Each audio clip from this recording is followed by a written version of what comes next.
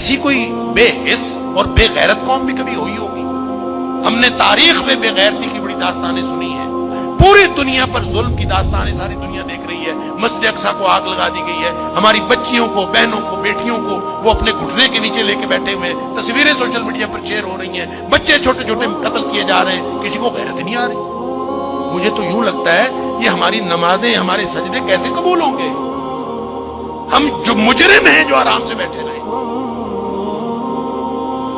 क्या करें? बेबसी की इंतहा है।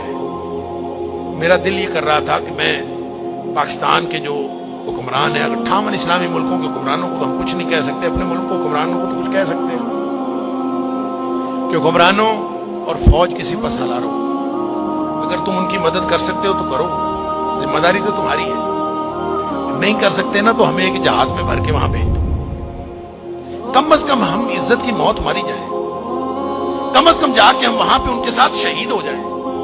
अल्लाह को क़यामत के दिन हम और नबी करीम सल्लल्लाहु अलैहि वसल्लम को चेहरा दिखाने के तो काबिल हो कि अल्लाह, हमें गैरत थी, हमारे अंदर को बिल्ली और दीनी गैरत थी।